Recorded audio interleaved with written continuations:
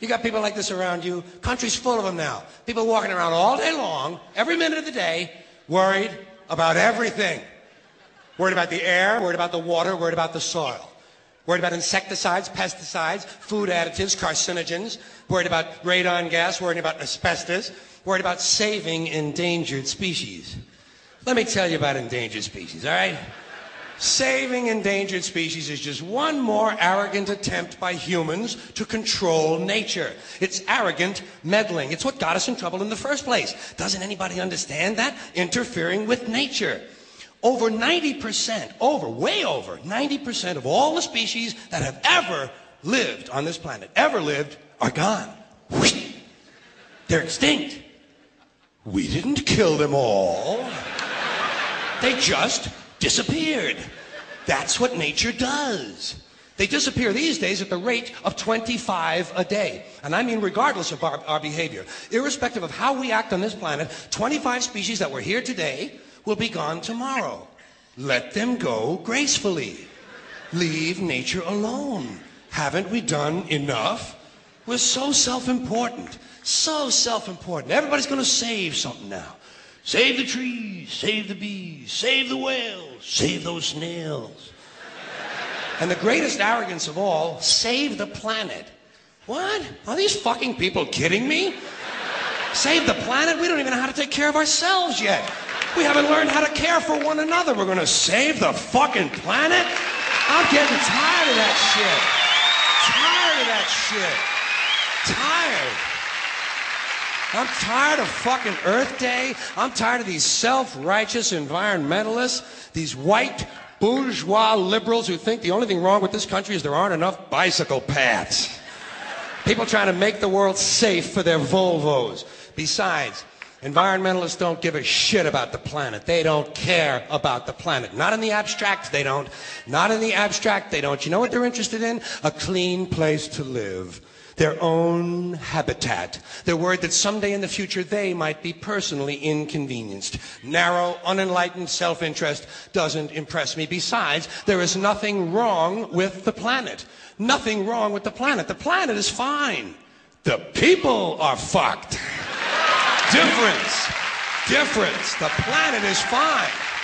Compared to the people, the planet is doing great. It's been here 4.5 billion years. Did you ever think about the arithmetic? Planet has been here 4.5 billion years. We've been here, what, 100,000? Maybe 200,000? And we've only been engaged in heavy industry for a little over 200 years. 200 years versus 4.5 billion. And we have the conceit to think that somehow we're a threat? That somehow we're going to put in jeopardy this beautiful little blue-green ball that's just a-floating around the sun? The planet has been through a lot worse than us. Been through all kinds of things worse than us. Been through earthquakes, volcanoes, plate tectonics, continental drift, solar flares, sunspots, magnetic storms, the magnetic reversal of the poles, hundreds of thousands of years of bombardment by comets and asteroids and meteors, worldwide floods, tidal waves, worldwide fires, erosion, cosmic rays, recurring ice ages, and we think some plastic bags and some aluminum cans are going to make a difference? The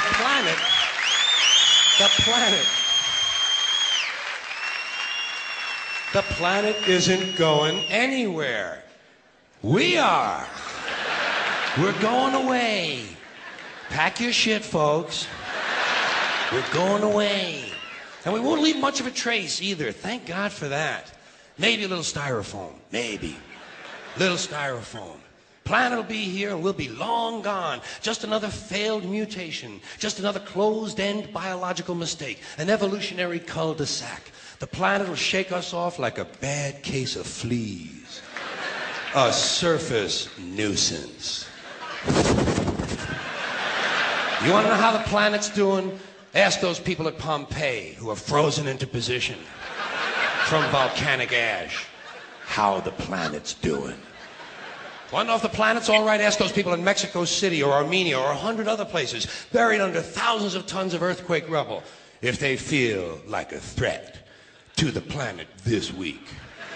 How about those people in Kilauea, Hawaii, who build their homes right next to an active volcano and then wonder why they have lava in the living room? The planet will be here for a long, long, long time after we're gone, and it will heal itself, it will cleanse itself, because that's what it does. It's a self-correcting system. The air and the water will recover, the earth will be renewed, and if it's true that plastic is not degradable, well, the planet will simply incorporate plastic into a new paradigm, the earth plus plastic. The earth doesn't share our prejudice towards plastic. Plastic came out of the earth. The earth probably sees plastic as just another one of its children. Could be the only reason the earth allowed us to be spawned from it in the first place. It wanted plastic for itself. Didn't know how to make it. Needed us. Could be the answer to our age-old philosophical question, why are we here? Plastic. Assholes.